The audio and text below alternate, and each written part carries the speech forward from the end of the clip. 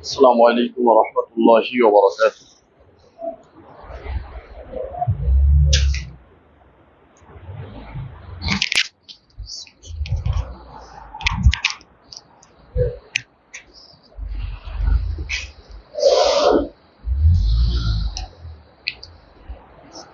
الله أكبر الله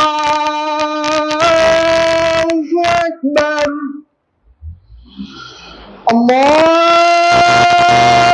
الله أكبر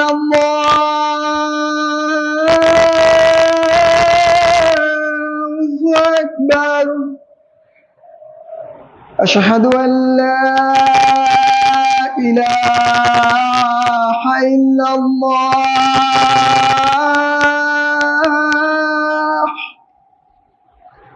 أشهد أن لا إله إلا الله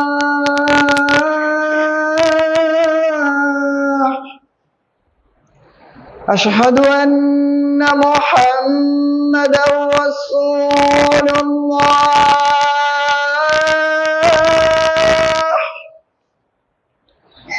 أشهد أن محمدا رسول الله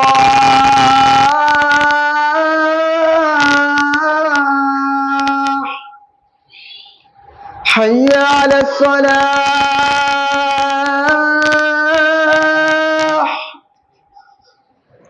حي على الصلاة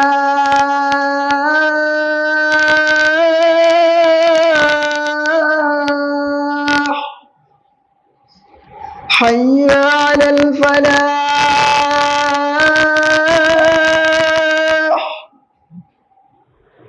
حي على الفلاح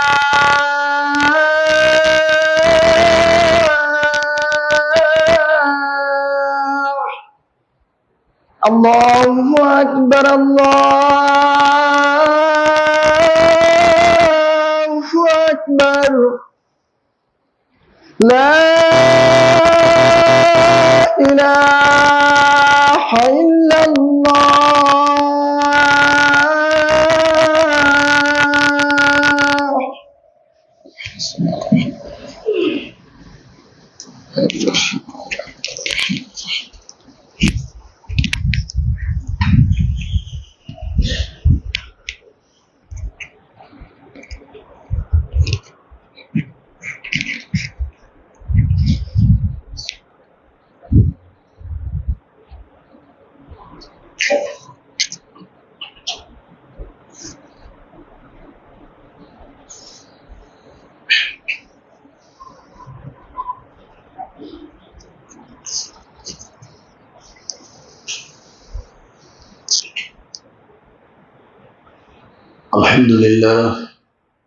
الحمد لله نحمده ونستعينه ونستغفره ونعوذ بالله من شرور أنفسنا ومن سيئات أعمالنا من يهده الله فلا مضل له ومن يضلل فلا هادي له وأشهد أن لا إله إلا الله وحده لا شريك له وأشهد أن محمدا عبده ورسوله الذي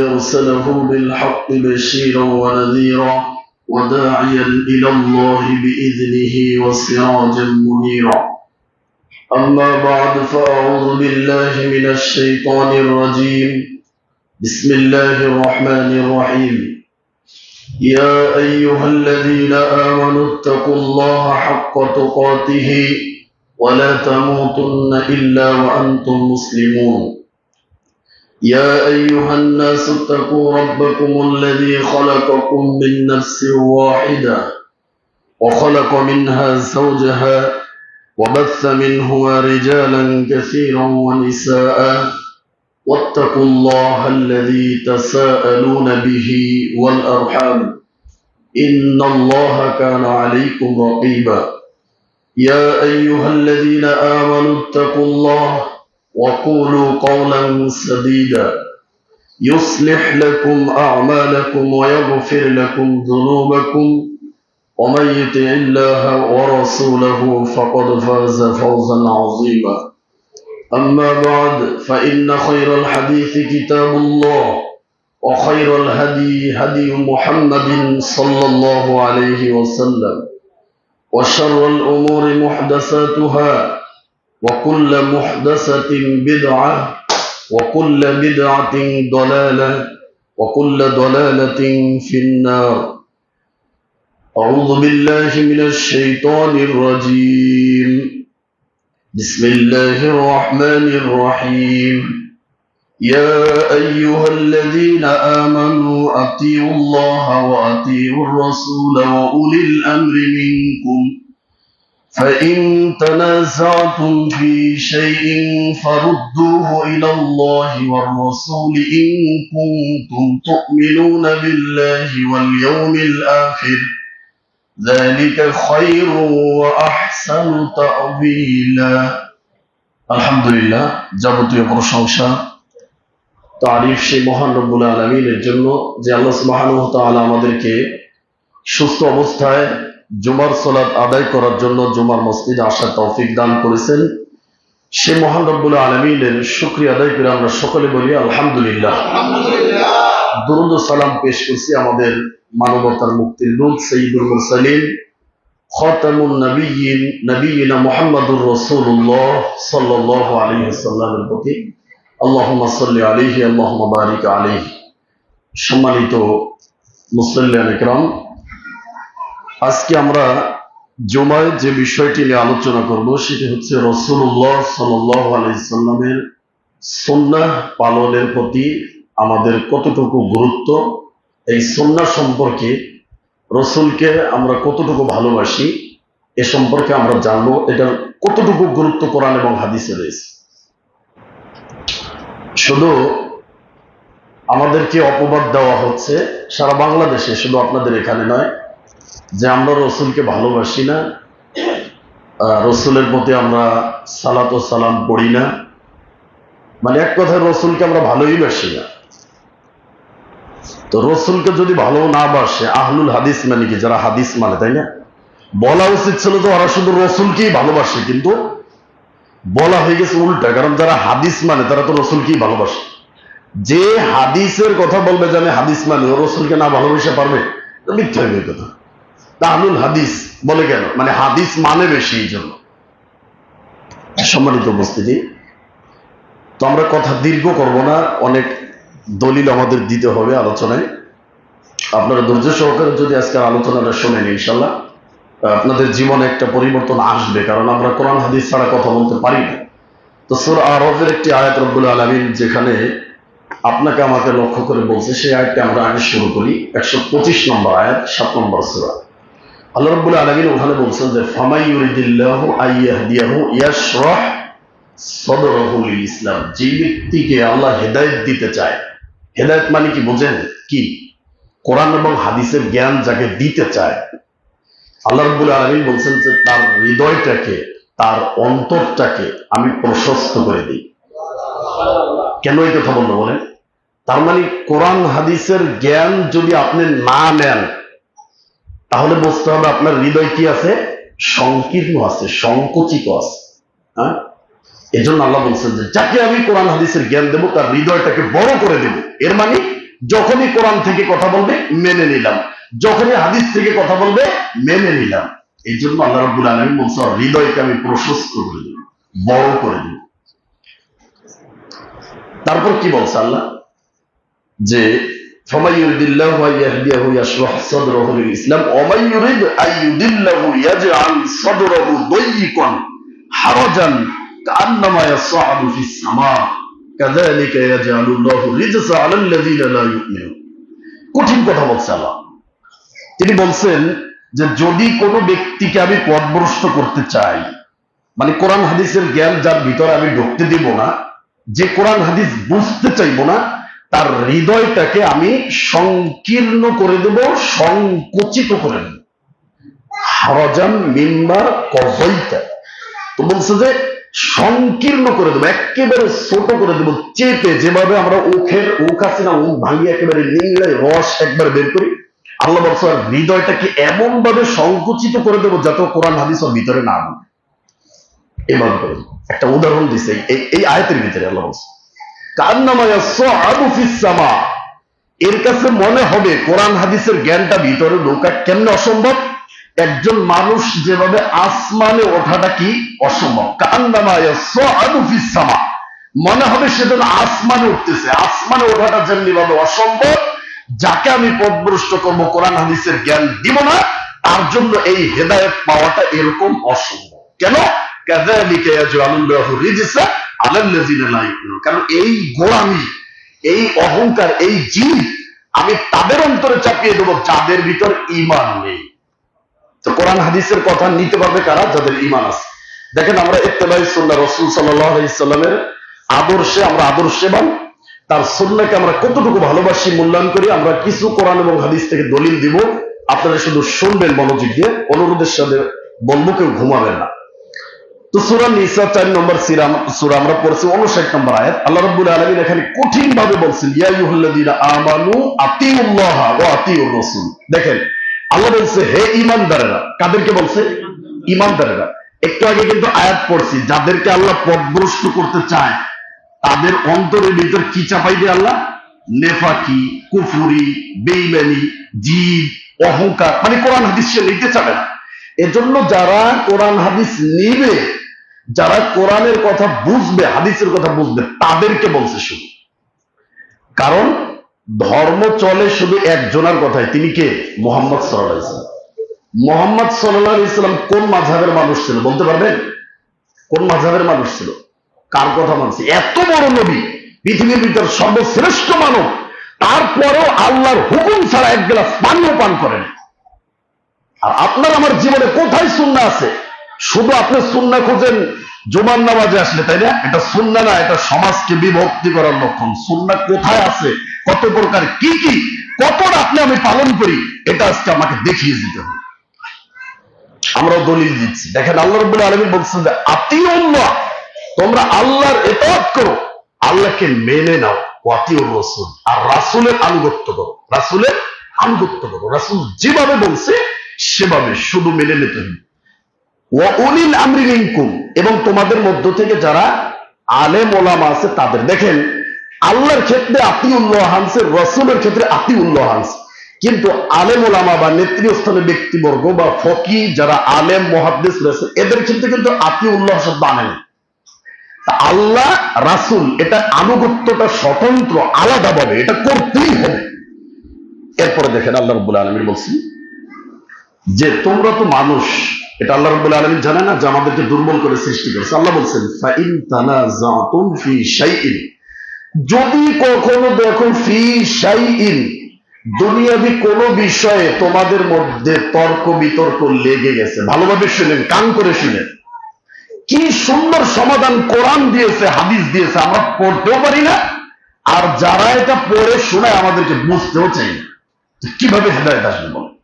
বলছে দুনিয়াবি সামান্য বিষয়, কোরআনে এমন একটা শব্দ আছে ফি শাইইন, সামান্য একটু বিষয়ে যদি তোমাদের তর্ক বিতর্ক বেঁধে যায়, মতভেদ বেঁধে যায়, যেটা তোমরা সমাধান পাচ্ছ না, ফারুদ্দুহু ইলাল্লাহি ওয়ার রাসূল, তাহলে ওই জিনিসটাকে তোমরা কোথায় নিয়ে ঠেকাও? আল্লাহ এবং তার রাসূলের কাছে নিয়ে ঠেকাও। আল্লাহ এবং তার রাসূলের কি? এটা কি বলেন? এটা কি মিষ্টির দোকান নাকি? না কি বলেন আপনারা বলেন? কোরআন এবং হাদিস। তা কোরআন এবং হাদিস যারা মানে তারাই তো আহলুল হাদিস, তারাই তো আপনার রাসূলকে বিশ্বাস করে। তো এখানে কোরআন এবং হাদিস মানার কথা কে বলছে? আমি বলছি? কথা বলেন, আমি বলছি? কে বললো এটা? আল্লাহ বললো। কখন বলছে? যখন তোমাদের মাঝে দ্বন্দ্ব দেখা দেবে। তো দ্বন্দ্ব যখন না আসবে, এ সময় তার কোনো কথা নাই। নামাজ যে 5 ওয়াক্ত ফরজ, এই ব্যাপারে কোনো দ্বন্দ্ব আছে? কথা বুঝতে পারেননি? কোন দ্বন্দ্ব আছে? হজ করতে হবে কোন মাসে? জিলহজ মাসে। কোন দ্বন্দ্ব আছে? আমরা বলছি যে মুহররম মাসে হজ করেন, বলছি রমজানের রোজা রাখতে হবে কোন মাসে? রমজান মাসে। কেউ বলছে যে শাবান মাসে রাখেন রমজানের রোজা, রাখেন, সমস্যা কি? 1 বছর রমজানে রাখছি, 1 বছর শাবান মাসে রাখি, অসুবিধা নেই। আর 12 মাস তো আল্লাহরই মাস, তাই না? কিন্তু হবে না, কারণ ওটা নির্ধারণ করে দিয়েছে কে? আল্লাহ। তো নবী মুহাম্মদ সাল্লাল্লাহু আলাইহি ওয়াসাল্লাম আল্লাহর কথা ছাড়া জীবনে একটা কথা, এক গ্লাস পানি পর্যন্ত খাওয়ার সাহস পেয়েছে? তাহলে আল্লাহ রাব্বুল আলামিন এই আয়াত কেন নাযিল করলেন যে ওমা ইয়ানতিকু আনিল হাওয়া ইন হুয়া ইল্লা ওয়াহয়ুন ইউহা? নবী সাল্লাল্লাহু আলাইহি ওয়াসাল্লাম যেই কথাই বের হয় সেটাই ওহী। আর ওহী মানে কি? আমরা বুঝি ওহী মানে কি? ওহী কার থেকে আসে? নাকি শয়তানের থেকে আসে? শয়তানের থেকে ওহী আসে, শয়তানের থেকেও আসে। শয়তান ওহী করে কাদেরকে জানেন? কাদেরকে করে? ওয়া ইন্নাশ শায়াতিনা লা ইউহুনা ইলা আউলিয়াইহিম লিউজাদিলুকুম। শয়তান ওহী করে তার যারা বন্ধু বান্ধব আছে তাদের কাছে। কেন? লিউজাদিলুকুম, তোমাদের মাঝে তর্ক বিতর্ক, দ্বন্দ্ব, হাঙ্গামা দাঙ্গামা, সমাজ বিভক্তি, মুসলিমদেরকে বিভক্তি করার জন্য। এই জন্য শয়তান ওহী করে তার বন্ধুদেরকে, ফাইন আতাতুমুহুম ফাইন্নাকুম মুশরিকুন। ওই সময় যদি তোমরা শয়তানের কথা মেনে নাও তাহলে তোমরা মুশরিক, স্পষ্ট বলে দিয়েছে। সম্মানিত উপস্থিতি, তো এখানে কোরআন সুন্নাহর দিকে আল্লাহ যেতে বলছে কাদেরকে জানেন? এই আয়াত পড়লে আপনি বুঝতে পারবেন। আল্লাহ বলছে ইন কুনতুম তুমিনুনা বিল্লাহি ওয়াল ইয়াউমিল আখির, যদি তুমি আল্লাহ এবং পরকালের প্রতি বিশ্বাসের দাবি করো, যদি এটা দাবি করো যে আমার রব আল্লাহ, সেই আল্লাহই তোমাকে বলছে যে যদি কখনো সমস্যা দেখা যায় কোরআন এবং হাদিস, কোরআন এবং হাদিস, সে আল্লাহই বলল যদি তোমার বিশ্বাস থাকে আল্লাহর প্রতি আর পরকালের প্রতি। তো যখনই আমরা সমাজের জন্য কোরআন এবং সুন্নাহ খুঁজব না, এর মানে কি আল্লাহ এবং তার পরকালের প্রতি ঈমান আছে আমাদের? নেই।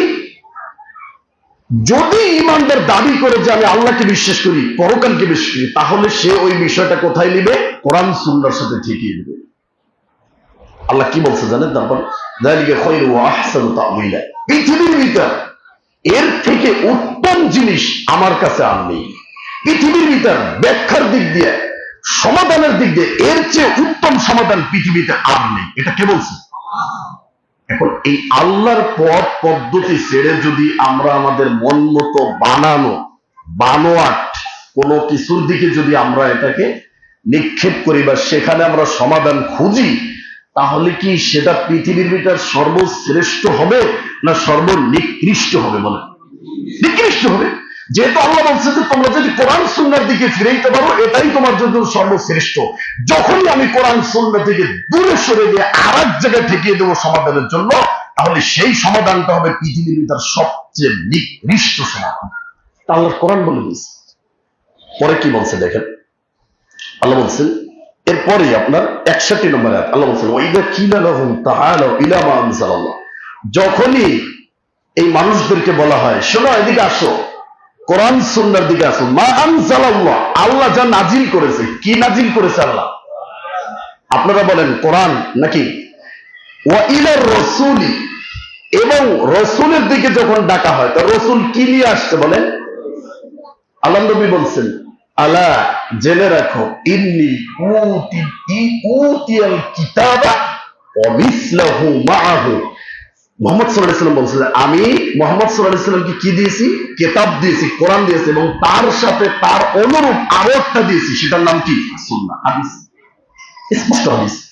তো বলছে যখনই তাদেরকে কোরআন এবং রাসূলের দিকে ডাকা হয় তখন তুমি দেখবে রাআইতাল মুনাফিকিনা ইয়াসুদ্দুনা আনকা সুদুদা, যারা মুনাফিক তারা দম্ভ ভরে অহংকার করে তারা মুখ ফিরিয়ে চলে যায়। তো কোরআন এবং হাদিসের কথা বললে যারা মানতে চায় না তাদেরকে আল্লাহ কোরআনে কি বলল? কি বলছে বলেন? মুনাফিক বলছে। কাফেরের থেকেও মুশরিকের থেকেও নিকৃষ্ট জাহান্নাম কার জন্য বলেন? মুনাফিকের জন্য নিকৃষ্ট। কেন? এই কারণে, কারণ মুনাফিক কোরআন এবং হাদিস শুনতেই পারে না। এটা শোনার সাথে সাথে তার শরীরে কি হয়ে যায়? অ্যালার্জি শুরু হয়ে যায়। তো কোরআন আর হাদিস কি আমাদের নাকি? আল্লাহ বলে দিয়েছে। সম্মানিত উপস্থিতি, এরপরে এই আয়াতে আরেকটি চমৎকার বাক্য আল্লাহ রাব্বুল আলামিন বলছেন। দেখেন, এটি দেখবেন আপনি এই সূরা নিসাই 64 নম্বর আয়াত। আল্লাহ বলছেন ওমা আরসালনা মির রাসূলিন ইল্লা লিয়ুতা'a বিইজনিল্লাহ, আমি পৃথিবীতে রাসূলকে পাঠিয়েছি একমাত্র তার অনুসরণ করা হবে এজন্য, বিইজনিল্লাহ, এটা আল্লাহর ইচ্ছা। কার ইচ্ছা বলে? রাসূলকে পাঠাইছে কে? আল্লাহ। তার আনুগত্য করতে হবে, এটাও কার ইচ্ছা? আল্লাহর ইচ্ছা। এটা আপনার আমার ব্যক্তিগত ইচ্ছা না, যে আমার মন চাইলে আমি মানবো, মন না চাইলে মানবো না, এটা না। এটা আল্লাহ স্পষ্ট জানিয়ে দিয়েছে, বিইজনিল্লাহ, আল্লাহর ইচ্ছাই তোমাকে তার অনুসরণ করতে হবে, বাধ্য।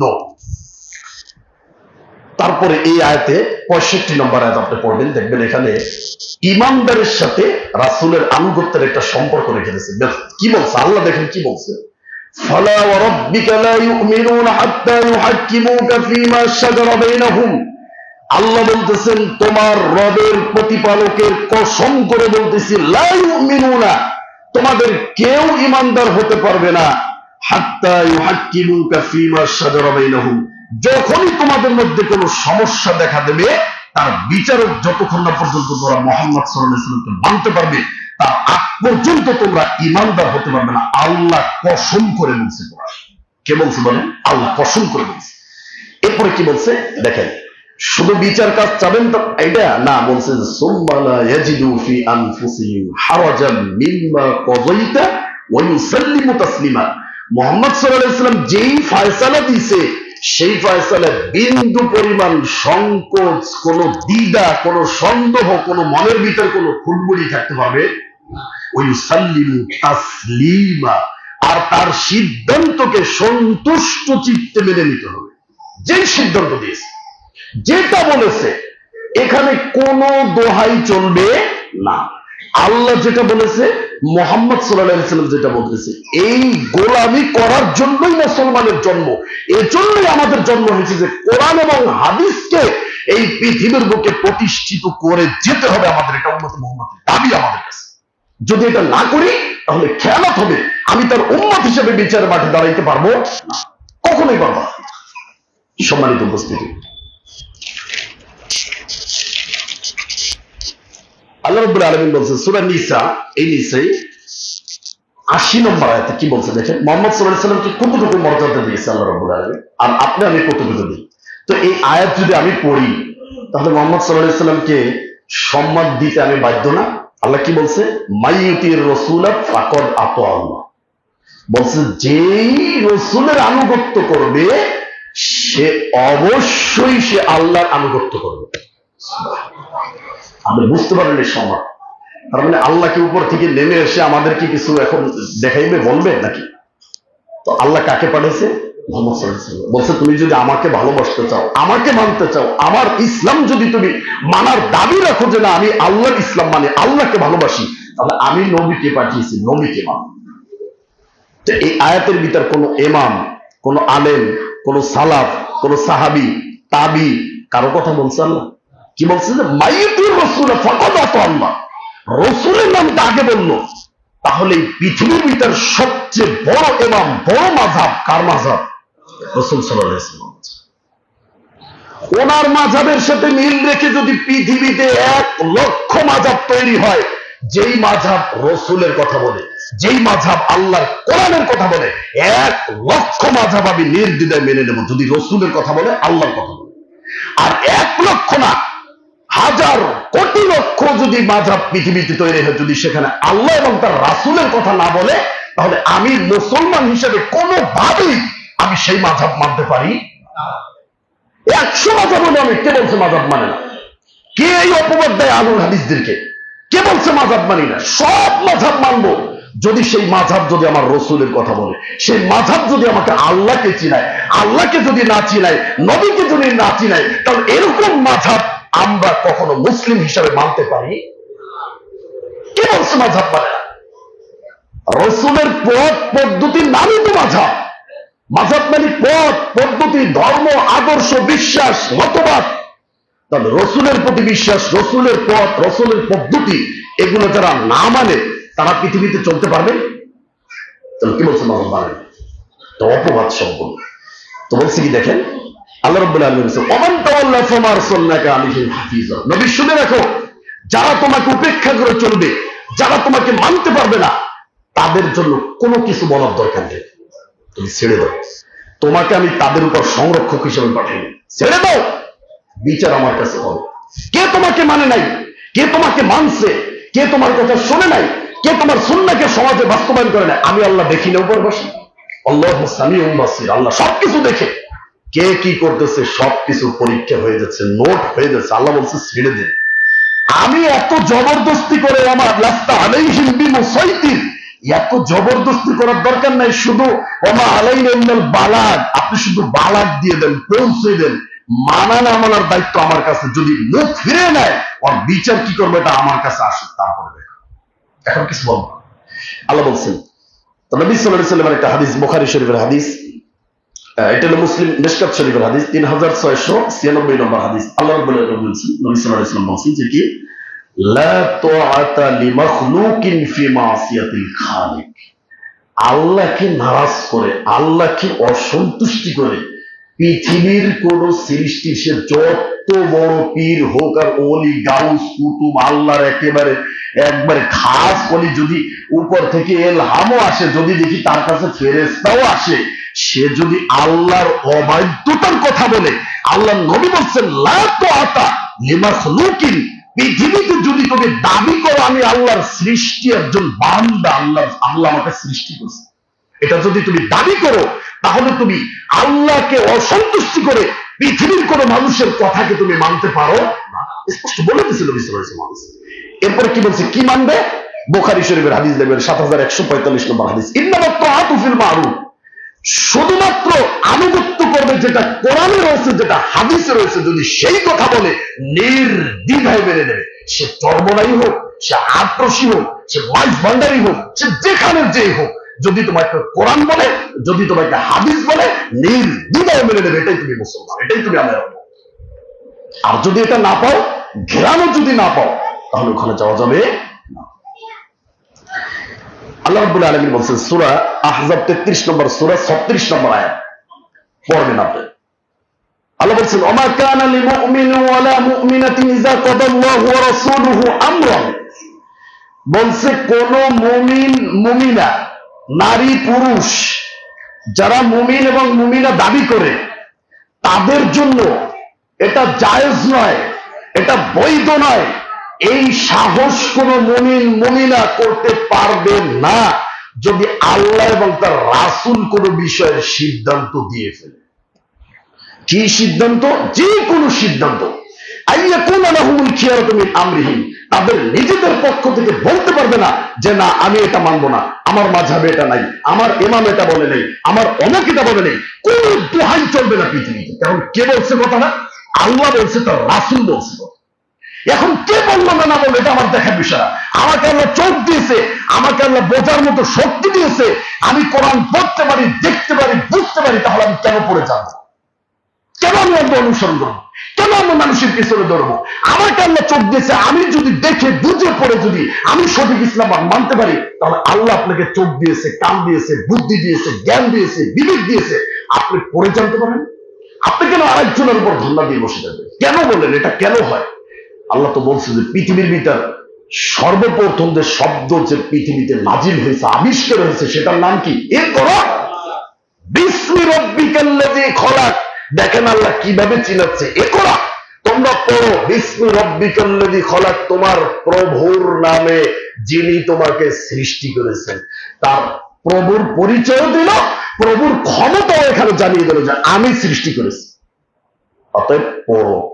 ফালাম আন্নাহু লা ইলাহা ইল্লাল্লাহ, লা ইলাহা ইল্লাল্লাহ যে বলবে তুমি ঈমান আনবে, তার আগে জেনে নাও ঈমানের বিষয়, এরপরে বলো লা ইলাহা ইল্লাল্লাহ। লা ইলাহা ইল্লাল্লাহ বলার আগে জানতে হবে। তো ইসলাম জেনে তারপরে মানতে হবে, ইসলাম জেনে বুঝে তারপরে মানতে হবে। আমি এখানে বলবো, আপনি এটা যাচাই বাছাই করবেন, নিজের চোখ দিয়ে পড়বেন, দেখবেন, বুঝবেন, তারপরে মানবেন। আচ্ছা, আমি এখান থেকে বলার পরে যেই কথাটা আপনি মানবেন, আমি এই যে কথাটা বললাম কোরআন হাদিস থেকে, এটা যে আপনি মানতেছেন, এটা কি আমার কথা? আপনি কি আমাকে মানতেছেন? কার কথা মানবেন? আমার মুখ দিয়ে আল্লাহ বলাচ্ছে, আমি শুধু অনুভব করে দিচ্ছি আপনাকে। মানবেন তো কার কথা? আল্লাহ এবং তার রাসূলের কথা। আমি কি? আমি তো কিছু না।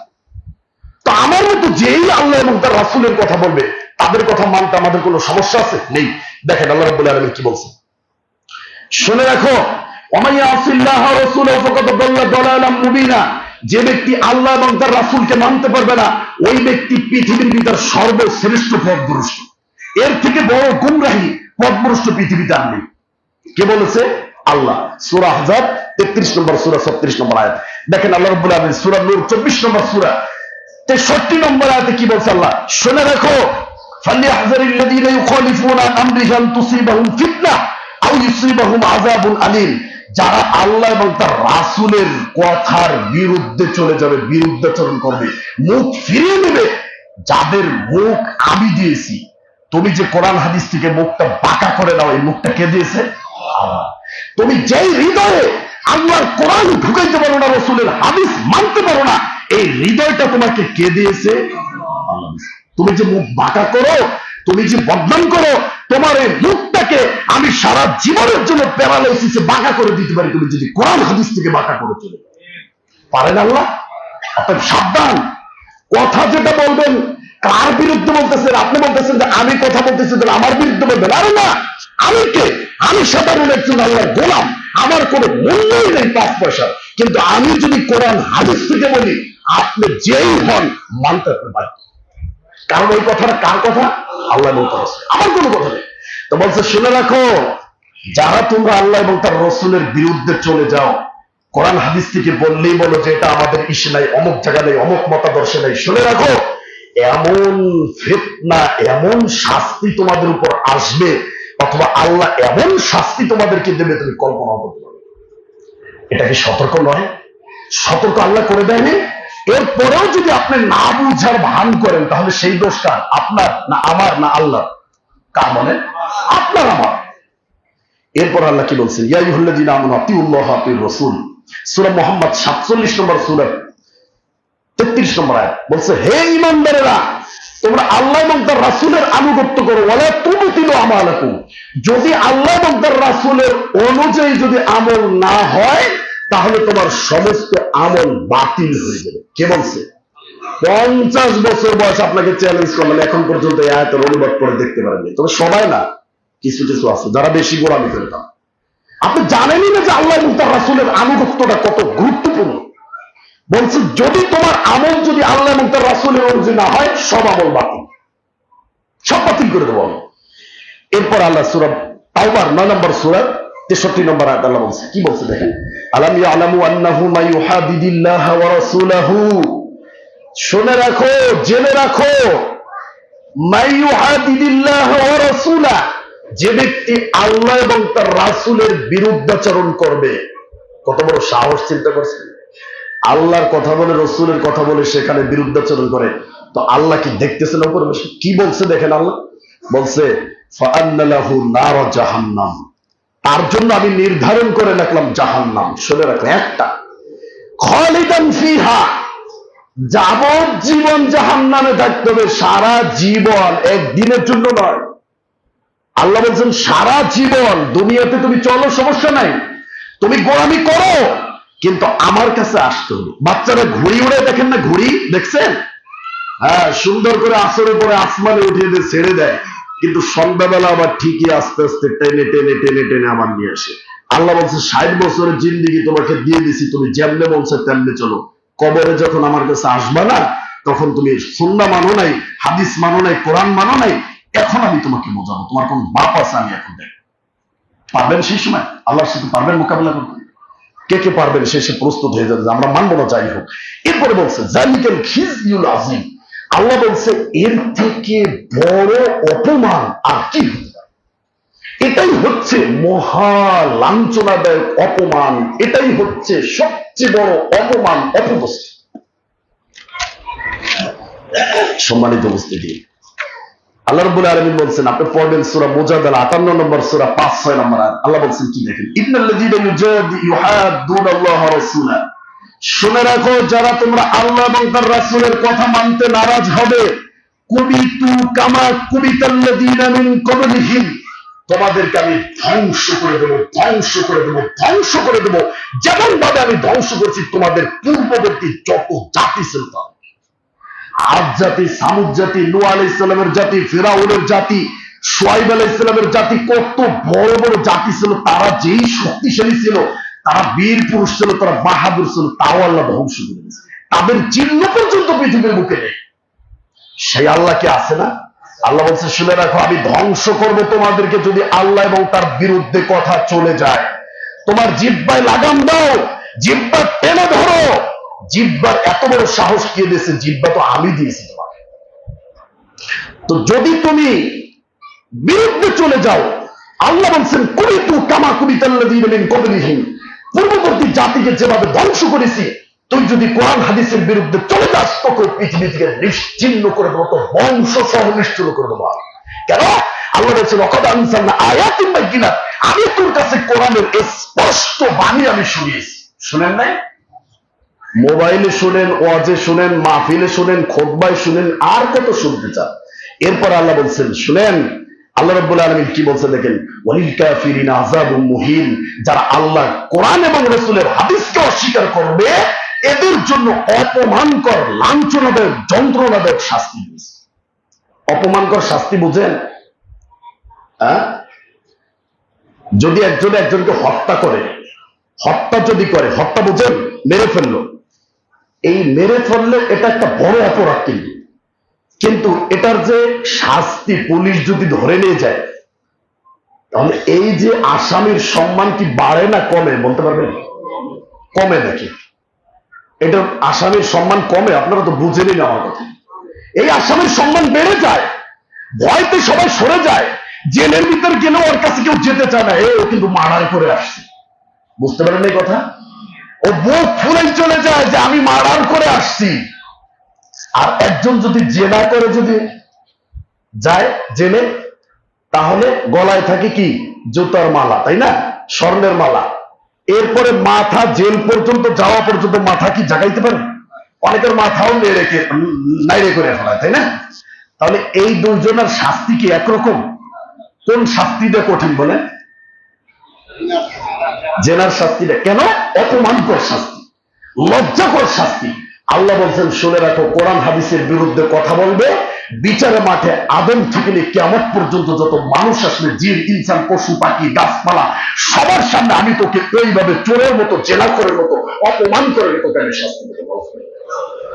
লিখে রাখছি আমি, কে বিরুদ্ধে কথা বলছো, কোরআন হাদিসের বিরুদ্ধে কে গেছো, আমি লিখে রাখছি, নোট করা আছে। আসো আমার কাছে, এখন তো আমি দিব না, তুমি চলো, তোমার মন মতো চলো, কোনো অসুবিধা নেই, আসো আমার কাছে, তারপরে দেবো। এরপর আল্লাহ বলছেন ইয়াউমা ইয়াবাসুল্লাহু জামিআন ফায়ুনাব্বিউহুম বিমা আমিলু, আল্লাহ বলছেন যেই দিন আল্লাহ বিচারের মাঠে সবাইকে একত্রিত করবে। আচ্ছা, বিচারের মাঠে যে আমাদের সবাইকে উঠাবে, এটা সবাই বিশ্বাস করেন? কে কে বিশ্বাস করেন না? হাত জাগান। নাউযুবিল্লাহ। বিশ্বাস করেন না সবাই? আগে বুঝেন কথা, তারপরে হাত জাগান। একবারে মানে আবেগে হুশ হারাই ফেলেন না, তাহলে কিন্তু সমস্যা নেই। আল্লাহ বলছেন সেই দিন আমি সবাইকে একত্রিত করবো, ফায়ুনাব্বিউহুম বিমা আমিলু। কেন? পৃথিবীতে 7 বছর জীবনে তুমি কি আমল করছো, কোথায় গিয়েছো, কোন লালন শাহর মাজারে, আর কোন ওই গিয়াসউদ্দিন তাহেরির মাজারে, আর কোথায় কোথায় সিজদা দিয়েছো, কে দেখছে? বলছে 60 বছর কিছু বলবো না, 60 বছর আমি কিছু বলবো না, শুধু দেখবো আমি। আমার কাছে তো তুই আসবি, কি করছে সেই দিন আমি সব জানিয়ে দেবো। আল্লাহ বলছে কি দেখেন, কঠিন শব্দ বলছে। আল্লাহ বলছে আহসাহুল্লাহু ওয়া নাসু, আল্লাহ বলছে বান্দা তুই কোথায় রাতের অন্ধকারে মাজারে গিয়েছিস, সিজদা দিয়েছিস, পীরের কাছে, লালন শাহ মাজারে দেখি সবার সামনে নাউজুবিল্লাহ মুসলমান উম্মতে মুহাম্মাদি কপাল ঠেকাই সিজদা দিতেছে, নাউজুবিল্লাহ। আল্লাহ দেখে না? আল্লাহ বলছেন আহসাহুল্লাহু ওয়া নাসু, শুনে রাখো, তুমি হয়তো তোমার গোনার কথা ভুলে গেছো, আমি আল্লাহ তোমার প্রত্যেকটা গোনা, প্রত্যেকটা পায়ের কদমের গোনা, হাতের গোনা, চোখের ইশারার গোনা, অন্তরে তোমার যে গোনার খায় সূর্যের সব কোন গোনা, আমি সব হিসাব করে রেখে রেখেছি। ওয়ানাসু, তোমরা হয়তো ভুলে যেতে পারো, কিন্তু আমি ভুলে যাই না। আল্লাহ বলছেন আল্লাহু আলা কুল্লি শাইইন শাহিদ, তোমরা যেই কাজ করো, যখনই শুরু করো, যে অবস্থায় শুরু করো, যেখান থেকে শুরু করো, ওই অবস্থায় আমি তোমার সাথে সম্পূর্ণ উপস্থিত থেকে, আমি ওইখান থেকে আমার জ্ঞানের ক্ষমতায় আমি তোমার খবর নেই, আমি দেখি, আমি শাহিদ। তুমি কাজ করো, আমি দেখতে পাই যে তুমি কি করো, কিন্তু আমি কিছু বলবো না। সম্মানিত উপস্থিতি, এরপরে পড়বেন আপনি সূরা কাহফ 18 নম্বর সূরা পড়বেন।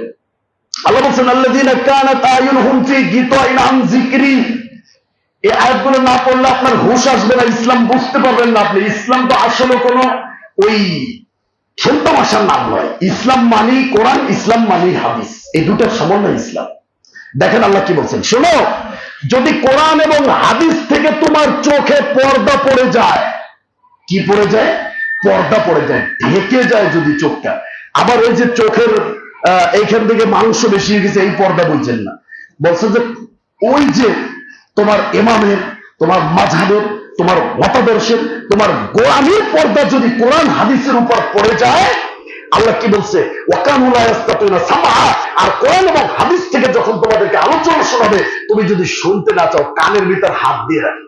দেখেন না ইহুদিরা আযান দিলে কানে হাত দিয়ে রাখে, হ্যাঁ রাখে। তো কোরআন এবং হাদিসের আলোচনা ভালো লাগে না। আল্লাহ কি বলছে জানেন? সূরা কফ পড়বেন, 50 নম্বর সূরা 22 নম্বর আয়াত। আল্লাহ রাব্বুল আলামিন বলেন আরেকটি আয়াতে এরকম, লাকাদ কুনতা ফী গাফলাতিন মিন হাযা ফাকাশাফনা আনকা গিতাআকা ফাবাসসারুকা আল-ইয়াওমা হাদীদ। আল্লাহ বলছে, শুনে রাখ, তুই পৃথিবীতে তোকে আমি চোখ দিয়েছি, জ্ঞান দিয়েছি, বুদ্ধি দিয়েছি, কোরআন দিয়েছি, রাসূল দিয়েছি, হাদিস দিয়েছি, মাদ্রাসা দিয়েছি, মসজিদ দিয়েছি, ইমাম দিয়েছি, ওয়াজ দিয়েছি, ওয়াজিব দিয়েছি, মোবাইলের ভিতরে ইউটিউব চ্যানেল দিয়েছি, ফেসবুকের ভিতরে আইডি খুলে দেখছিস, সারাদিন ওয়াজ নসিহত সবকিছু শুনছিস, কিন্তু তুই এই বিষয়ে কোরআন এবং হাদিসের বিষয়ে তুই ছিলি অজ্ঞ, তুই ছিলি মূর্খ, তুই ছিলি গণ্ড মূর্খ, তুই বুঝতে চাস নাই, তোকে শোনানো হয়েছে, তুই বুঝোস নাই।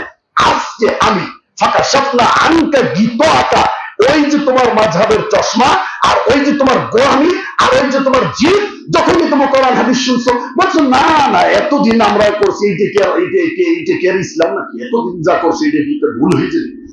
এই যে আপনাকে তো কোরআন এবং হাদিস শুনে দিচ্ছে, এর জন্য দায়ী কে? আমি থাকবো না? যদি আমি ভুল বলি, ভুল শুনে ভুল অনুবাদ করি, এর জন্য কল্লাটা কাটা হবে কার? আমার, আপনার কিছু হবে। আমার এত সাহস নেই যে আমি এখানে কোরআন এবং হাদিস থেকে একটা কথা বলবো, এত সাহস আমার নেই। আল্লাহ বলছেন, বিচারের মাঠে আমি তোমার চশমা সরিয়ে দেব, সবাই তোমাকে দেখবে, সেই দিন তোমার চোখের পাওয়ার বেড়ে যাবে, তীক্ষ্ণ দৃষ্টি শক্তি হবে, এমন দৃষ্টি শক্তি তা তুমি এক দৃষ্টিতে সবকিছু দেখবে। আল্লাহ রাব্বুল আলামিন বলেন, আফাহাসিবাল্লাযীনা কাফারু ওয়া ইয়াত্তাখিযু ইবাদি মিন দুনি আউলিয়া। শুনে রাখো, যারা আমার কোরআন এবং সুন্নাহকে অস্বীকার করে তারা কি করে? ইয়াত্তাখিযু ইবাদি মিন দুনি আউলিয়া, আমাকে বাদ দিয়ে, পৃথিবীর কোন ইমাম, পৃথিবীর কোন নেতা, মুহাম্মদকে বাদ দিয়ে, আল্লাহকে বাদ দিয়ে, পৃথিবীর কোন ইমাম, কোন ব্যক্তি, কোন গাউস, কোন পীর, কোন ওলি, শায়েখ, মাশায়েখ, এদেরকে যদি তুমি আল্লাহকে আর রাসূলকে বাদ দিয়ে যদি গ্রহণ করো, ওই কাফের বেঈমানেরা, তুমি কি মনে করছো? তুমি আমার কাছে আসো, ইন্না আতাদুল্লাহ জাহান্নামা লিল কাফিরিনা নুজুলা। এই সমস্ত কাফের মুশরিক বেঈমানদের জন্য আমি জাহান্নামের শাস্তি আপ্যায়ন করে রেখেছি। আসো তুমি জাহান্নামে, আমি তোমাকে আপ্যায়ন করবো। আল্লাহ বলছেন নুজুলা, আপ্যায়নের ব্যবস্থা রেখেছে, আপ্যায়ন। বলছে আসো আমার কাছে আসো। শোনো, ওয়াত্তাখাযু মিন দুনিল্লাহি, সূরা মারইয়াম আয়াত নম্বর 81, 82, 19 নম্বর সূরা। আল্লাহ বলেন ওয়াত্তাখাযু মিন দুনিল্লাহি আলিহা, যারা তোমরা আল্লাহকে বাদ দিয়ে অন্যকে তোমরা মতাদর্শ নেতা হিসেবে গ্রহণ করে নিয়েছো, কেন? লিয়াকুনু লাহুম ইজ্জা, তারা তোমাদেরকে সাহায্য করবে, তাদের মত অনুযায়ী চললে তুমি বিচারের মাঠে নাজাত পেয়ে যাবে। এই আশা যদি তোমার থাকে, শুনে রাখো, কাল্লা কাল্লা কাল্লা। আল্লাহ বলছেন কখনো নয়, কশ্চিনকালে নয়, কোনদিনও নয়। দুনিয়াতে তুমি থাকলে যদি আমার রাসূলের আনুগত্য না করতে পারো, আমার কোরআনের বিধান অনুযায়ী চলতে না পারো, আল্লাহ সায়াকফুরুনা বিইবাদাতিহিম, যেই মাঝারে যাবে, যেখানে যাবে, যাদেরকে তুমি নেতা মানবে, যাদের আদর্শকে তুমি বুকে লালন করবে, আল্লাহ বলছেন তারা তোমার এই ইবাদত, তোমার এই সেজদা, মাজারের টাকা, পীর মুরিদের খানকা, সবকিছু ওই খানকার লোকেরাই অস্বীকার করবে বিচার। কে বলছে? আল্লাহ। সূরা মারইয়াম 19 নম্বর সূরা 81, 82 নম্বর আয়াত। আল্লাহ বলছেন সবাই অস্বীকার করবে, বিইবাদাতিহিম ওয়া ইয়াকুনুনা আলাইহিম দিদ্দা। শুধু অস্বীকার না, যাদেরকে তোমরা অন্ধ ভক্তি করে কোরআন সুন্নাহ থেকে দূরে সরে গেছো, এরা বিচারের মাঠে তোমাদের শত্রুতে পরিণত হবে। সূরা কাহাফ আপনি পড়বেন, 5-6 নম্বর আয়াত আপনি পেয়ে যাবেন। সূরা ইউনুস 11 নম্বর সূরা, 10 নম্বর সূরা আপনি পড়বেন, 11 নম্বর সূরা আপনি 28-29 আয়াতগুলো পড়বেন। আমি অনুবাদ করতে পারবো না, এখন অনেক সময় লেগে যাবে। আল্লাহ রাব্বুল আলামিন বলছেন শুনে রাখো, কুল হাল নুনাব্বিউকুম বিল আকসারিনা আমালা, আমলের দিক দিয়ে কারা বেশি ক্ষতিগ্রস্ত আমি কি তোমাদেরকে জানিয়ে দেব না? পৃথিবীতে বেঁচে আছেন, এখন যদি না জানাই দিতা তো বলতে পারবেন আল্লাহকে জানলাম, আমি তো এই আয়াত শুনি নেই। আল্লাহ বলছেন শুনে রাখো কারা বেশি ক্ষতিগ্রস্ত আমলের দিক দিয়ে। আল্লাহ বলছেন আল্লাযীনা দাল্লা সাইহুম ফিল হায়াতিদ দুনিয়া, যাদের দুনিয়ার চেষ্টাটা আল্লাহ ব্যর্থ করে দিয়েছে। তাহাজ্জুদ পড়ছেন, হজ করছেন, নামাজও পড়ছেন, কিন্তু সেটা রাসূলের পদ্ধতি অনুযায়ী হয় নাই। হজ করছেন কিন্তু রাসূল যেভাবে বলছে সেভাবে হয় নাই। আপনার মন্নত আপনার নিজের বানানো তরিকা অনুযায়ী, আপনার বাপ দাদার ধর্ম অনুযায়ী করছেন। আল্লাহ বলছেন শুনে রাখো, তুমি মনে করতেছো হুম ইয়াহসাবুনা আন্নাহুম ইউহসিনুনা সুনআ, তুমি বড় চালাক, তুমি বড় চালাক, তুমি মনে করতেছো আমি তো ভালো কাজ করতেছি। আল্লাহ বলছে তোমার কাজ সব আমি ব্যর্থ করে, নিষ্ফল করে, বাতিল করে দিয়েছি। দুনিয়াতেই শেষ, পরকালে কিছু উঠে নাই। পরকালে আমলটা উঠতে হলে রসুলের তরিকা আর আল্লাহর দেখানো পথ অনুযায়ী উঠতে হবে। রাস্তায় দুইটা, এই রাস্তায় যদি হয় তাহলে কবুল হবে, তা না হলে কবুল হবে না। আল্লাহ বলছেন শুনেন, উলাইকাল্লাযীনা কাফারু বিআয়াতি রাব্বিহিম ওয়া লিকাইহি, যদি আল্লাহ এবং তার রাসূলের বিধানকে তোমরা অস্বীকার করো, শুনে রাখো কাফের বেঈমানেরা, ওয়া লিকাইহি, আল্লাহর কাছে তুমি সাক্ষাৎ করবে, তোমার এই ভয় ছিল না, তোমার মুখে লাগাম দাও নেই, যেমন মন চাইছে তেমনি তুমি করেছো। শুনে রাখো, শুনে রাখো কাফের তোমাদের জন্য কি শাস্তি। আল্লাহ বলছেন ফাহাবিতাত আমালুহুম, তোমাদের সম্পূর্ণ আমল আমি বাতিল ঘোষণা করলাম। শুধু কি তাই, আরো কি বলছে জানেন? আল্লাহ বলছেন ফালা নুকিমু লাহুম ইয়াউমাল কিয়ামাতি ওয়াজনা, আরে তোর আমল বাতিল তো করছিস, তোর আমল তারে দাড়ি পাল্লা পর্যন্ত উঠাও, দাড়ি পাল্লা মাপ পর্যন্ত দিব না যে তুই কি আমল করছেন, কারণ সেটা রাসূলের পদ্ধতি অনুযায়ী হয় না। সম্মানিত উপস্থিতি, যেদিন আপনাকে কবরে রাখা হবে, আমরা হাদিসে চলে যাই, 2-3টা হাদিস আমরা বলবো। যেদিন কবরে রাখা হবে সেই দিন যারা দুনিয়াতে পড়তে পারেন নাই, যদি আপনি কাফের হন, মুনাফিক হন, আল্লাহ রাব্বুল আলামিন বলছেন লা আদরি, যে ব্যক্তি পড়তে পারে নাই, কোরআন হাদিস বুঝে নাই, জানে নাই, সেটা বলবে লা আদরি, আমি কিছু জানি না। এরপরে চমৎকার একটি কথা বলছে হাদিসের ভিতরে, সে বলবে কুনতু আকুলু মা ইয়াকুলুন নাস, আমি বলেছি মানুষ যেটা বলেছে আমি সেটাই বলেছি, মানুষের কাছ থেকে শোনা। কথা মিলিয়ে নিন, কিন্তু গভীরে যাওয়া যাবে না। এরপরে বলছে ফায়ুকালু, ওই ব্যক্তিকে বলা হবে লা দারাইতা ওয়ালা তালাইতা, তুমি কেন নিজে পড়ে জানো নাই, কেন যারা সঠিকটা বলেছে তাদের অনুসরণ কেন করবে, এই কথা প্রশ্ন করা হবে। সুম্মা ইউদরাবু বিমিত্রাকাতিন মিন হাদিদিন দারবাতান বাইনা উযুনাইহি, তারপরে দুই কানে আপনার লোহার হাতুড়ি মুগুরি, রাস্তা ভাঙে আপনার ওই যে বড় হামা আছে, হামার না কি যেন বলে, এটা এই বড় মুগুরি দিয়ে আপনার দুই কানে এত চোর বাড়ি দেবে। আল্লাহ নবী বলছেন ফায়াসিহু সাইহাতান, তার ওই চিৎকার, তার ওই চিৎকার সবাই শুনতে পাবে, মাইয়ালিহি, যারা তার আশপাশের সাথে থাকবে সবাই শুনতে পারবে, ইল্লা সাকালাইন, শুধুমাত্র মানুষ এবং জিন শুনতে পাবে। জানতে হবে কোরআন এবং হাদিস, জানতে হবে, জেনে বুঝে তারপর আমল করতে হবে। কোন অন্ধ অনুসরণ চলবে না, ইসলামে কোন অন্ধ অনুসরণ চলবে। কোরআন হাদিস জানতে হবে, বুঝতে হবে, পড়তে হবে। আর একটা হাদিস আমরা বলি, এই হাদিসটা আমরা বলে শেষ করবো। নবী মুহাম্মদ সাল্লাল্লাহু আলাইহি ওয়াসাল্লামের স্ত্রীদের কাছে একটা দল আসলো, এসে বলতেছে যে মুহাম্মদ সাল্লাল্লাহু আলাইহি ওয়াসাল্লাম কিভাবে আমল করে। সবাই জানেন এই হাদিসটা, বলছে কিভাবে আমল করে, বলছে এইভাবে আমল করে। কান্নাহুম তাকাল্লুহা, তারা সেটাকে কম মনে করলো। বুঝতে পারেননি, মানে মুহাম্মদ সাল্লাল্লাহু আলাইহি ওয়াসাল্লামের আমলটা কি মনে করছে, কম মনে করছে। এরপর আবার বলছে ওয়া নাহনু আইনা বিমুহাম্মাদিন সাল্লাল্লাহু আলাইহি ওয়াসাল্লাম, তবে শুনো মুহাম্মদ সাল্লাল্লাহু আলাইহি ওয়াসাল্লামের কোথায় আর আমরা কোথায়, গুফিরা লাহু মা তাকাদ্দামা মিন যামবি, তার আগের পিছে সব গুনাহ তো আল্লাহ মাফ করে দিয়েছে। এরপরে এই তিন ব্যক্তি থেকে এক ব্যক্তি বলতেছে যে আমি আজ থেকে শুরু করলাম যে আমি এখন সারা রাত্র নামাজ পড়বো, একটু ঘুমাবো। এক ব্যক্তি বলতেছে। দ্বিতীয় ব্যক্তি বলতেছে যে আমি সারা বছর রোজা রাখবো আর ইফতারি করবো। 3 নম্বর ব্যক্তি বলতেছে ওয়ানা আতাজিলুন নিসা ফালা আতাজাওয়াজু আবাদান, বলতেছে আমি কখনো আর মহিলাদেরকে বিয়েই করবো না, বিয়ে বাতিল। মানে বিয়ে করলে তো ইবাদত করা যাবে না। যেমন লালন শাহ মাজার এক বন্ধ গেছে, জিজ্ঞেস করছে যে আপনি সন্তান নেন না, অনেকে বিয়েও করে না, আবার অনেকে বিয়ে করলে সন্তান নেন না কেন?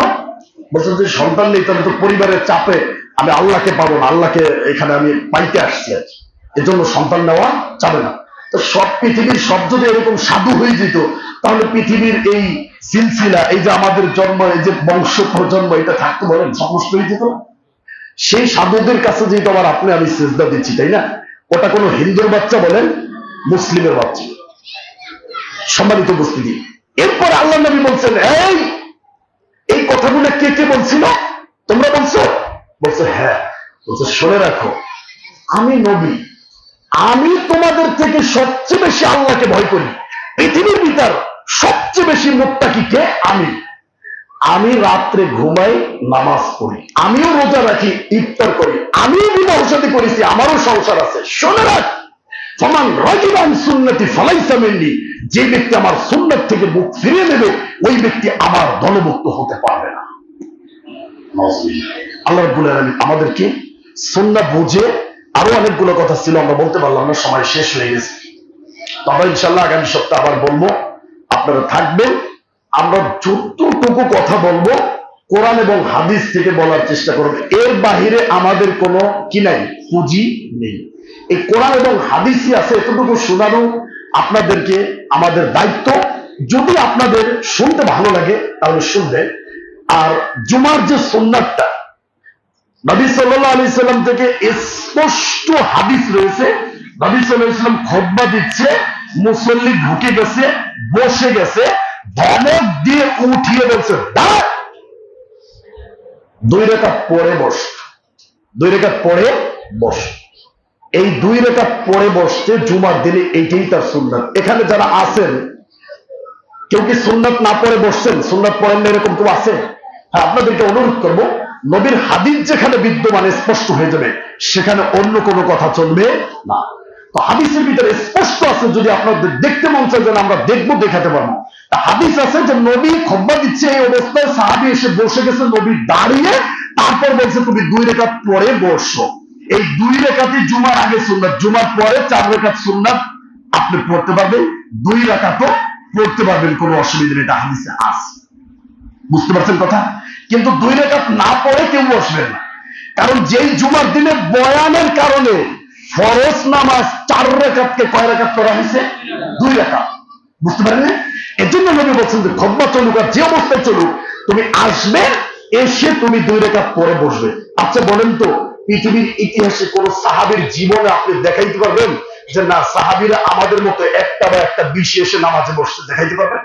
কি পারবেন? কারণ সাহাবীরা আপনার 12টা 11টার ভিতরে এসে মসজিদ ভরে যেত। তা আপনি আমি যদি আজকে যদি জুমার মসজিদ যদি 12টার ভিতর চলে আসতাম, তাহলে আমরা জুমার সালাতের সুন্নাতের জন্য সময়ের দরকার হতো? আপনাকে যদি আমি জোর করেও দিতাম সময়, তাও আপনার রাগ উঠে যেত, হুজুর আমি আসছি 10টার সময়, এসে কত রাকাত নামাজ পড়ছি, এখন আবার আপনি আলাদাভাবে সুন্নাতের টাইম দিতেছেন, আপনারও রাগ করত।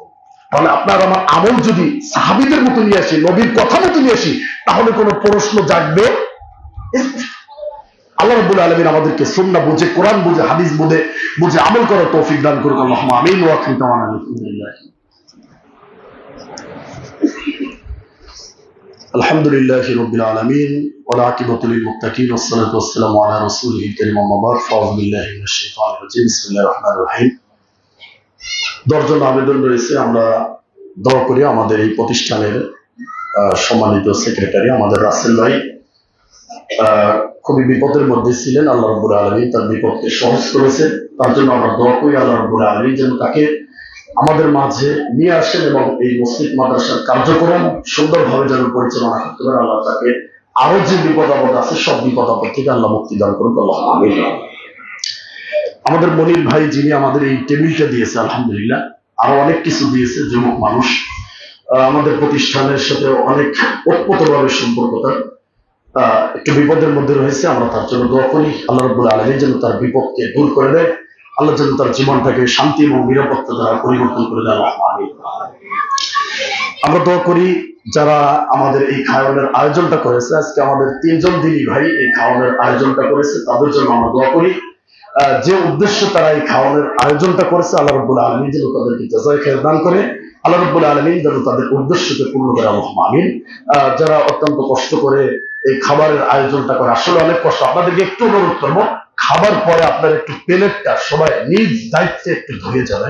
একটা খাওয়ানোর আয়োজন করতে বৃহস্পতিবার থেকে শুরু করে জুমার আগ পর্যন্ত অনেক কষ্ট। আলহামদুলিল্লাহ আমাদের সালাউদ্দিন ভাই খুব সুন্দর করে কষ্ট করে পাক করে, আর আমাদের যুবক ভাইরা রয়েছে, অনেক যুবক আলহামদুলিল্লাহ কাজ করে যাচ্ছে তারা দিনের জন্য, ইসলামের জন্য।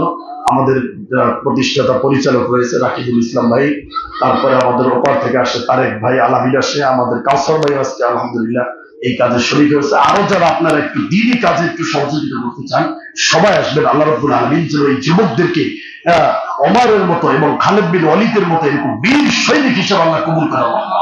আল্লাহ রাব্বুল আলামিন এদেরকে যেন দুনিয়া এবং আখিরাতে সম্মানিত করে। সম্মানিত উপস্থিতি, তো আমরা যে বিষয়টি আলোচনা করেছিলাম কোরআন এবং সুন্নাহ থেকে আলোচনা, নবী সাল্লাল্লাহু আলাইহি ওয়াসাল্লামের অনুসরণ আর অনুসরণ না করলে কি হবে, আমরা এই আলোচনাটা শেষ করতে পারি না। ধারাবাহিক আলোচনা আরো আছে, আপনারা একটু মেহরবানি করে জুমার দিনে একটু আগে আসবেন ইনশাআল্লাহ। কোরআন এবং হাদিস থেকে যদি আমি কথা না বলি, কোরআন এবং হাদিসের বাইরে যদি আমার মতাদর্শ একটা কথা বলি, আল্লাহ রাব্বুল আলামিনের কাছে আপনাদেরকে সাক্ষী রেখে বলছি, আল্লাহ যেন আমার এই জিহ্বাকে কেটে দেয়। বলতে পারবেন এই কথা? কোরআন এবং হাদিসের বাহিরে কোনো কথা হবে না, এটা মেম্বার, এটা আমানত। এই আমানত রক্ষা করা মুসলিম উম্মার দায়িত্ব, আপনাদেরকে সঠিকটা জানানো আমাদের দায়িত্ব। আপনি মনে করবেন না যে আপনাকে আমি ভুলভাল কিছু বলেছি। আমি এখানে যে নামাজ পড়ে, আমি কি কোরআন বাদ দিয়ে আমি কোনো মন্ত্র পড়তে পারবো? আমি কি 5 ওয়াক্ত নামাজের জায়গায় বলতে পারবো যে 4 ওয়াক্ত নামাজ? আমি কি জোহরের নামাজ 4 রাকাতের জায়গায় বলতে পারবো 2 রাকাত? সাহস আছে আমার? তো সবকিছু ঠিক আছে, সামান্য কিছু বিষয় নিয়ে আমাদের ভিতরে কেন দ্বন্দ্ব থাকি বলেন? সবাই আমরা মুসলিম, বলে যে ইহুদিদের দালাল, এই অপবাদ কেন দেন? বাংলার জমিনে যদি কোনো ইহুদি মসজিদ তৈরি করে, কোন মুসলমান সেটা সহ্য করতে পারবে না। কোন ইহুদির এত সাহস হয়েছে যে বাংলার জমিনে সে মসজিদ তৈরি করবে? এত বড় কোন ইহুদির সাহস হয়েছে? যে ইহুদি আমাদের মুসলিমদেরকে ধরে ধরে জবাই করতেছে ফিলিস্তিনে, সেই ইহুদির বাচ্চারা যদি বাংলার জমিনে ঘর তুলে, মসজিদ তুলে, সেই মসজিদ ভাঙার জন্য সর্বপ্রথম আমরাই জীবন দিয়ে দেবো ইনশাআল্লাহ। কে বলছে ইহুদির মসজিদ এটা? কার এত বড় সাহস? কোন ইহুদি এই বাংলাদেশ জমিনে মসজিদ বানাবে? এই অপবাদ দিবেন না। এই অপবাদ দিলে বিচারের মাঠে আপনাকে দাঁড়াতে হবে, টিকতে পারবেন না বিচারের মাঠে। আমরা রসুলকে জীবন দিয়ে ভালোবাসবো। রসুলের নামে কোন কটূক্তি, রসুলকে অবমাননা করলে আমরা এই সাধারণ তাওহীদি জনতা জীবন দেওয়ার জন্য আপনারা সাক্ষী থাকেন। যদি এই গ্রাম থেকে রসুলের কটূক্তির জন্য কখনো মিছিল যায়, কোন প্রতিবাদের কোন মিছিল যায়, সমাবেশ হয়, সর্বপ্রথম সেখানে আমাদেরকে সামনে পাবেন ইনশাআল্লাহ। রসুলের প্রতি আমাদের ভালোবাসা এক বিন্দু পরিমাণ কম নাই। জীবন দিতে হেসে হেসে জীবন দিয়ে দেবো রসুলের জন্য। কি বলেন আপনি? রসুলকে ভালোবাসি না মানে? রসুলের সুন্নাহকে প্রতিষ্ঠিত করার জন্য আমাদের জন্ম হয়েছে। সেই রসুলের সুন্নাহকে আমরা অবজ্ঞা করবো মানে? সেই রসুলের সুন্নাহকে আমরা মানবো না মানে? একটা মুসলমান ইমানদার এই কথা বলতে পারে? তার ইমান থাকবে? থাকবে না। অতএব আমরা সকলে সম্মিলিত ভাবে, কে হানাফি, কে শাফি, কে মালিকি, কিচ্ছু বুঝি না। আমরা উম্মতে মুহাম্মাদি, আমরা মুসলিম, এটাই পরিচয়, এটাই আমার পরিচয়। আল্লাহ রাব্বুল আলামিন কবরে জিজ্ঞেস করবে, মান রব্বুকা, আমার দিন কমান নাবিয়ুকা, কোন ইমামের কোন মতাদর্শে ছিলেন? কিচ্ছু চিনি না। জিজ্ঞেস করবে আপনার নবী কি, আপনার দিন কি, আপনার রব কে? এই 3 প্রশ্ন জিজ্ঞেস করবো। তবে এই 3 প্রশ্ন আপনি রেডি রাখেন। এটা যত আমরা সুন্দরভাবে দিতে পারি, রসুলকে আমরা ভালোবাসতে পারি। আর রসুলকে ভালোবাসার জন্য রসুলের সুন্নাহগুলো আমাদের জীবনে বাস্তবায়ন করতেই হবে। আর সবচেয়ে গুরুত্বপূর্ণ সুন্নাহ হচ্ছে কি? 5 ওয়াক্ত নামাজের আগে পরে যে সুন্নাত আছে এটা পালন করতেই হবে। আর বাকি যে সুন্নাহগুলো রয়েছে, কিছু সুন্নাত আছে রসুলের জন্য খাস, যেমন রসুল লাউ খেতে ভালোবাসত। এখন আপনি বলেন যে রসুলের সুন্নাহ আমরা পালন করি, তাহলে সারা জীবন শুধু লাউই খাবো আমরা? রসুল জবের রুটি খেতে, এখন আমরা জবের রুটি খাবো, ভাত খাবো না? রসুল এই যে আপনার রানের মাংসটা খেতে ভালোবাসতো, এখন আমরা রানের মাংসই খাবো? তো রসুল তো বাবরি চুল রাখতো, আমি তো রাখতে পারিনি। রসুল তো ঘোড়ার গাড়িতে চলতো, উটের গাড়িতে চলতো, আমি তো মোটর সাইকেল নিয়ে আসছি, তাহলে মোটর সাইকেল বাদ। বুঝতে পারেন এই কথা? এটা হচ্ছে রসুলের ব্যক্তিগত আদাতি সুন্নাত। এটা পালন করলে সওয়াব আছে, না পালন করলে সমস্যা নেই, কিন্তু নামাজের আগে পরে যে সুন্নাত রয়েছে এটা আপনাকে পালন করতেই হবে, আপনি বাধ্য। যদি একটা প্রমাণ দিতে পারবেন যে না এই সুন্নাতের ব্যাপারে আমরা অবজ্ঞা বা আমরা এটা করি না, তাহলে আপনি যা বলবেন তাই। অতএব আমরা সবাই ভাই ভাই, মুসলিম ভাই ভাই, কোরআন হাদিসের আলোচনা শুনবো, আমাদের জীবনটাকে পরিবর্তন করবো, 5 ওয়াক্ত নামাজ পড়বো, বাড়িতে আমরা পর্দার ব্যবস্থা করবো, মদ জুয়া নেশা সবকিছু ছেড়ে সবাই ইসলামের ছায়াতলে এসে ইসলামের জন্য আমরা কাজ করবো। আমাদের নবীকে নিয়ে কেউ কথা বললে তার গর্দান উড়িয়ে দেওয়ার জন্য আমরা সবসময় প্রস্তুত থাকবো ইনশাআল্লাহ। আল্লাহ আমাদের কবুল করুক, আল্লাহুম্মা আমিন। إن الله وملائكته يصلون على النبي يا أيها الذين آمنوا صلوا عليه وسلموا تسليما اللهم صل على محمد عبدك وصل على المؤمنين والمؤمنات والمسلمين والمسلمات وبارك على محمد وأزواجه وذريته. وقال النبي صلى الله عليه وسلم أرحم أمتي بأمتي أبو بكر وأشدهم في أمر الله عمر وأصدقهم حياء عثمان وأقضاهم علي وفاطمة سيدة نساء أهل الجنة والحسن والحسين سيد شباب أهل الجنة. إن الله وملائكته يصلون على النبي يا أيها الذين آمنوا صلوا عليه وسلموا تسليما اللهم أعز الإسلام والمسلمين وأذل الشرك والمشركين ودمر أعداء الدين ودمر أعداء الإسلام ودمر أعداء الرسول ودمر أعداء المؤمنين المسلمين. اللهم انصر الإسلام والمسلمين في كل مكان. اللهم احفظ الإسلام والمسلمين في كل مكان. إن الله يأمر بالعدل والإحسان وإيتاء ذي القربى وينهى عن الفحشاء والمنكر والبغي يعظكم لعلكم تذكرون فاذكروني أذكركم واشكروا لي ولا تكفرون. قوموا للصلاة.